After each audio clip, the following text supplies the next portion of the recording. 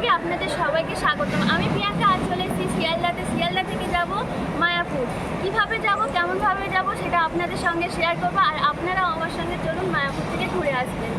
ট্রেনটা ছিল কৃষ্ণনগর লোকাল 6টা 10-এ। সেই ট্রেনের অপেক্ষাতে আমরা ছিলাম। ট্রেনটা আসার আর ভিডিও করতে পারিনি, অনেক ভিড় থাকার জন্য, তাই ট্রেনে ওঠার সময় একটু ভিডিও করে নিলাম। শিয়ালদা স্টেশন থেকে ট্রেনটি ছেড়ে দিল। আমি আমার নিজের গন্তব্যের দিকে এগোতে থাকি, আর আপনারাও আমার সঙ্গে চলুন। আচ্ছা বন্ধুরা, বলুন তো এটা কোন স্টেশন? আচ্ছা আমি বলে দিচ্ছি, এটা হলো ব্যারাকপুর স্টেশন। হ্যাঁ, ব্যারাকপুর দাদা বৌদি বিরিয়ানি নামটা খুব ভালো লাগে না? যারা বিরিয়ানি লাভার তারা তো অবশ্যই জানেন। বন্ধুরা, আপনারা যদি চান আমি তাহলে একদিন দাদা বৌদির বিরিয়ানি নিয়ে ভিডিও করতে পারি। ব্যারাকপুর স্টেশনটা পিছনে ফেলে এলাম। এরকমই অনেক স্টেশন পিছনে ফেলে এসে আমি আমার নিজের গন্তব্যের দিকে এগিয়ে যাচ্ছি। জানেন তো বন্ধুরা, আজকে মনের মধ্যে না একটা নতুন আনন্দ হচ্ছে। বিয়ের পরে প্রথম আমি আর আমার হাজব্যান্ড মায়াপুর যাব রাধা মাধবের দর্শন করতে। স্টেশনটার সঙ্গে আপনাদের পরিচয় করিয়ে দিই বন্ধুরা। এই স্টেশনটা হলো কৃষ্ণনগর স্টেশনের ঠিক আগের টপিস। এই স্টেশনটার নাম হলো বাতকুল্লা। এর পরের স্টেশনটা হলো কৃষ্ণনগর। আমরা কৃষ্ণনগর স্টেশনে পৌঁছে গেছি। ট্রেন থেকে নেমে বাইরের দিকে আস্তে আস্তে গিয়ে ভিডিও করব। বাইরেতে অনেক দেখলাম টোটো অটো সব দাঁড়িয়ে আছে, যে যার মতো রেট বলছে। এবার আপনারাও শুনতে পারেন, অনেকে মন্দিরে যাওয়ার জন্য বলছিল। আপনারা নিজেরাই শুনলেন, টোটোওয়ালা অটোওয়ালা মায়াপুর মন্দিরে একদম ডাইরেক্ট নিয়ে যাওয়ার জন্য বলছিল। ডাইরেক্ট যাওয়ার জন্য মাথাপিছু 70 টাকা করে লাগছিল, কিন্তু বন্ধুরা আমরা ডাইরেক্ট যাইনি, খেয়া পার হয়ে যাব শেয়ার গাড়ি করে। আমি আগেই বলেছি আপনাদেরকে যে আমরা ডাইরেক্ট মন্দির যাব না, খেয়া পেরিয়ে মন্দির যাব, আর খেয়া পেরানোটা আপনাদের সঙ্গে শেয়ার করব। আর আমাদের এখানে খেয়া পেরাতে 30 টাকা করে মাথা পিছু প্রত্যেকে নিচ্ছে। বন্ধুরা দেখতে পাচ্ছেন, খেয়াঘাট যাওয়ার জন্য আমাদের অটো ছেড়ে দিয়েছে। আস্তে আস্তে করে খেয়াঘাটের দিকে এগোচ্ছে অটো। অনেকটা দূর, মোটামুটি আধা ঘন্টা লাগে। আমাদের গাড়ির পাশ থেকে অনেক গাড়ি অনেক স্পিডে যাচ্ছিল, তার জন্য আমি বেশি ভিডিও করতে পারিনি, যতটুকু করেছি শেয়ার করলাম। আপনাদের সঙ্গে গল্প করতে করতে আমি চলে এসেছি খেয়াঘাটে। খেয়াঘাটে অটো থেকে নেমে আস্তে আস্তে খেয়াঘাটের দিকে আমি চলে যাচ্ছি। জানেন তো বন্ধুরা, এখানে না অনেক দোকান, এখান থেকে দোকান শুরু, অনেক তুলসীর মালা, অনেক ঠাকুরের দোকান, ঠাকুর বিক্রি হচ্ছে। আপনারা চাইলেন এখান থেকেও নিতে পারেন, নয় মায়াপুর গিয়েও।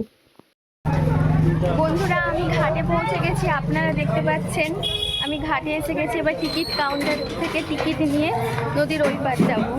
টিকিট কাউন্টার থেকে টিকিট নিলাম, টিকিটের দাম পড়লো 3 টাকা। এবার খেয়াঘাটের দিকে আস্তে আস্তে দিকে নেমে যাচ্ছি। বন্ধুরা, আমরা নৌকোতে উঠে পড়েছি। নৌকোতে উঠে একটু ভিডিও করছিলাম। দেখুন বন্ধুরা, ওই দিকে যে নৌকোগুলো দাঁড়িয়ে আছে না, ঠিক ওই জায়গাটায় গিয়ে আমরা নামবো। বেশি সময় নয়, একটুখানি। নৌকাতে ওঠার সময় ভিডিও করতে পারিনি, আপনারা রাগ করবেন না, অনেকটা ভিড় ছিল দেখতে পাচ্ছেন। আর আমার নদীপথে না খুব ভয় লাগে, তার জন্য নৌকাতে ওঠার সময় ভিডিও করিনি। নৌকাটা ছেড়ে দিল, আমরা ওই পার যাব। সুন্দর প্রকৃতির দৃশ্য দেখতে দেখতে আমি নদীটা চট করে পার হয়ে যাব। এটা ছিল গঙ্গা নদী। বন্ধুরা দেখুন, দেখতে দেখতে কিছুক্ষণের মধ্যে আমরা এই পারে চলে এলাম। হ্যাঁ, আমার একটা জিনিস খারাপ লাগলো, মানুষ এত যাতায়াত করে কিন্তু এখানে বাঁশের জেটিঘাট করা হয়ে আছে। নৌকা থেকে নেমে আস্তে আস্তে সামনের দিকে এগিয়ে যাব। ওখান থেকে পুরো মায়াপুর ইস্কন মন্দির যাওয়ার জন্য অটো টোটো আছে। এটা ছিল ইস্কন মন্দির যাওয়ার টোটো। অনেকে বলছে 20 টাকা 30 টাকা, অনেকে বলছে 10 টাকা, কিন্তু আমি বলবো বন্ধুরা 10 টাকা লাগে, আপনারা 10 টাকা দিয়ে মন্দিরে যাবেন। আচ্ছা বন্ধুরা, আমরা এই টোটোটাতে উঠে যাবো। এই টোটোতে দাদু বলল 10 টাকা করে আমাদের ইস্কন মন্দির পৌঁছে দেবে, তাই আমরা টোটোতে উঠে পড়লাম।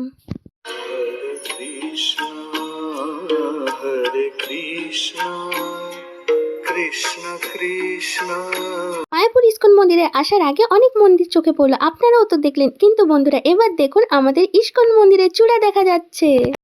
বন্ধুরা, আমরা টোটো থেকে নেমে আস্তে আস্তে আমি মন্দিরের দিকে এগিয়ে যাব। জানেন তো বন্ধুরা, মনের মধ্যে একটা আলাদা শান্তি আর আলাদা একটা আকর্ষণ কাজ করেছে।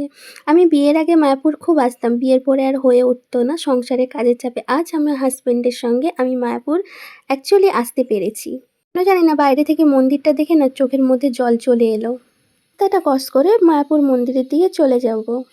বন্ধুরা, মায়াপুরের গেটের মধ্যে ঢুকে প্রবেশ করে দেখলাম, বন্ধুরা জানেন তো এই কুটিরটাতে সারাক্ষণ হরে কৃষ্ণ কীর্তন নাম হয়।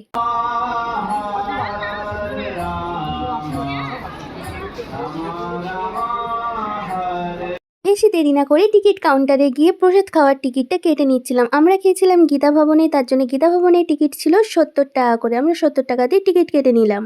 প্রসাদের টিকিটটা নিয়ে বড় মন্দিরের পাশ থেকে আমরা রাধা মাধব যেদিকে আছে আমরা সেই দিকে হেঁটে চলে যাব। বন্ধুরা এখানে এসে দেখি এখানে বড় ছোট ছোট করে ব্যানারে করে দেওয়া আছে কোথায় কি ভবন, কোথায় কোন মন্দির, কোথায় টয়লেট বাথরুম সমস্ত কিছু দেওয়া আছে। বন্ধুরা আমরা রাধা মাধব নৃসিংহদেব পঞ্চতত্ত্ব যেদিকে আছে সেদিকের দিকে আমরা এগিয়ে যাচ্ছি। একটা জিনিস জানেন তো বন্ধুরা, মন্দিরের মধ্যে ফোন নিয়ে যাওয়া যাবে না, তাই ফোন কাউন্টারে ফোন জুতো রাখতে হবে, কিন্তু সরি সেই ভিডিওটা দিতে পারলাম না।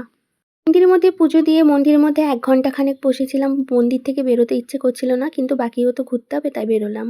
আমরা 3 জন গেছিলাম যে যার মতো টয়লেট বাথরুম সমস্ত কিছু সেরে ফ্রেশ হয়ে এবার আস্তে আস্তে করে আমরা গোশালার দিকে যাচ্ছি। আপনারা চলুন, অনেক গরু আছে দেখাবো একসঙ্গে। গোশালার দিকে যাওয়ার পথে ভাইয়ের হাতে ফোনটা দিয়ে আমি আর আমার বর একসঙ্গে গোশালার দিকে যাচ্ছিলাম, সেই ভিডিওটা আমার দেওর করে নিয়েছিল। একরাশ আনন্দ নিয়ে গোশালার দিকে এগিয়ে এলাম, এর সামনে গোশালা দেখা যাচ্ছে। বন্ধুরা এটা ছিল গোশালা, মায়াপুরের গোশালা। আমরা গোশালার ভেতরে ঢুকে যাচ্ছি। জানেন তো বন্ধুরা এর সামনে না অনেক গরুর মানে দুধ দিয়ে বিভিন্ন ধরনের মিষ্টি, ক্ষীর, ঘি বিক্রি হয়, সেগুলো মানুষ কিনছে, অনেকে বসে খাচ্ছে। আমরা বন্ধুরা ওপরের দিকে চলে যাব গোমাতাদের দর্শন করার জন্য। পাশে যে সিঁড়িটা আছে দেখতে পাচ্ছেন বন্ধুরা, ওই সিঁড়ি থেকে সবাই উঠছে, ওই সিঁড়ি থেকে আমরা উঠে গোমাতার দর্শন করতে যাব। আমার খুব আনন্দ হচ্ছে, ওদের খুব আদর করব। আর আপনারা এলেন না মায়াপুরে, একবার গোশালা থেকে ঘুরে যাবেন। জানেন তো বন্ধুরা খুব সুন্দর, মনে অনেক শান্তি আসে। গোশালাতে ঢুকে প্রথম গরুটা দেখে তো আমার খুব ভালো লাগলো, পুরো নন্দী মহারাজ লাগছে, কি সুন্দর লাগছে দেখুন বন্ধুরা। দেখুন বন্ধুরা এই ছোট্ট ভাইটা গিয়ে গরুটাকে আদর করছে, গরুটা কিন্তু কিছুই বলছে না, কি সুন্দর আদর খাচ্ছে। আমারও খুব আদর করতে ইচ্ছে করছিল, তাই এখানে অনেকটা ভিড় হওয়ার জন্য আমি চলে গেছিলাম ওই সাইডের দিক করে, গরুটার সামনে দাঁড়িয়ে একটু দেখছিলাম। তোর সিংটা তো বেশ বড় হয়েছে। বন্ধুরা ওর শিঙের কথা বলাতে ও আমার দিকে কীভাবে শিংটা ঘুরিয়ে দেখাচ্ছিল দেখুন, এত ভালো লাগছিল না। আর খুব সুন্দর ওর শিংগুলো হয়েছে জানেন তো বন্ধুরা, আর খুব মিষ্টি লাগছিল ওকে। ওকে বলছি তুই কি তোর মুখ দেখাবি না শিংটাই দেখাবি, ও দেখো মাথা নেড়ে শিংটাই দেখাচ্ছে। সিংহালয় গরুর সঙ্গে গল্প করে এদের সঙ্গেও গল্প করতে চলে এলাম। বন্ধুরা এই সময় ছিল ওদেরকে ঘাস খাওয়াতে নিয়ে গেছিলো, সেই জন্য বেশি গরু ছিল না, যেটুকুও ছিল আমি আপনাদের সঙ্গে শেয়ার করলাম। আজকে বাড়ি যাব, তাই জন্য মন্দিরের দিকে চলে যাচ্ছে আরও কিছু দেখার জন্য। আমরা হাজব্যান্ড ওয়াইফ মিলে দুজনে মন্দিরটাকে নিয়ে ভিডিও করলাম। ইনস্টাগ্রামে ভিডিও দেওয়ার জন্য কিছু ভিডিও ফটোশ্যুট করে তারপরে বন্ধুরা আমি গোবি ড্রেস নেওয়ার জন্য চলে গেছিলাম, কারণ আমার বর বলেছিল এই ঘাগরাগুলো দেখে, বলছে খুব সুন্দর, তোমাকে আমি 2টো জিনিস কিনে দিতে চাই। তারপরে বন্ধুরা দেখেন এখানে অনেক ছেলেদেরও জিনিস আছে, আপনারা দেখে শুনে নেবেন, দাম বড্ড বেশি। বললাম দাম বেশি, বিভিন্ন লোকে বিভিন্ন রকম দাম নিচ্ছে। আমরা নামহট্ট বিল্ডিংয়ের দিক থেকে এগিয়ে যাব গীতা ভবনের দিকে, কারণ প্রসাদ পাওয়ার সময় হয়ে গেছে, তাই জন্য প্রসাদ খাওয়ার জন্য আমরা আস্তে আস্তে করে নামহট্ট বিল্ডিং পেরিয়ে গীতা ভবনের দিকে যাব। বন্ধুরা এটা হলো গীতা ভবন, বিল্ডিংয়ের ওপরে বড় বড় অক্ষরে লেখা আছে। এ কী অবস্থা, এই দেখে তো আমাদের মাথা ঘুরে যাবার তাল। হ্যাঁ এই লাইনটা দেখছেন তো, এটা প্রসাদ পাওয়ার লাইন। এটা ভাবছিলাম যে আমরা আদপে প্রসাদ পাবো তো, এই চিন্তা করতে করতে আস্তে আস্তে লাইনের সঙ্গে এগিয়ে যাচ্ছিলাম। জায়গাতে গিয়ে দেখি আগে থেকে থালা এবং জলের গ্লাস রাখা আছে। খেতে বসে ক্যামেরা অন করলাম, আমার দেওর বলছে যদি না খেতে দেয় আমি জল খেয়ে বাড়ি যাব। আমার বর বলছে খুব খিদে পেয়েছে। এই কথা শুনে তো আমার খুব হাসি পাচ্ছিল।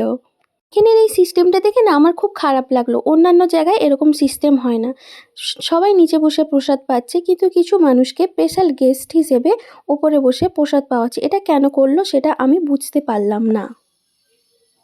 কমপ্লিট করে পার্কে এসে বসেছিলাম। সরি বন্ধুরা, খাওয়া দাওয়ার ভিডিওটা আমি একটা পরের ভিডিওতে দেব। আমার ওখানে খেতে বসে কিছু জিনিস খুব খারাপ লেগেছে, সেটাও খাওয়া দাওয়ার ভিডিওর সঙ্গে আমি আপনাদের সঙ্গে শেয়ার করব। মায়াপুরে আসার আগের দিন থেকে শরীরটা অসুস্থ ছিল, তাই হঠাৎ করে শরীর খারাপ হওয়াতে মায়াপুর মন্দির থেকে বেরিয়ে যাচ্ছি বাড়ি যাওয়ার জন্য। তো উঠে একটু ভিডিও করলাম, শরীরটা এত খারাপ থাকাতে কোনো ভিডিও করতে ইচ্ছেও করছিল না আমার। আমরা বাড়ির কাছে স্টেশনে পৌঁছে গেলাম, আর ভিডিও করলাম না। ভিডিও ভালো লাগলে লাইক এবং সাবস্ক্রাইব করে আমার পাশে থাকবেন।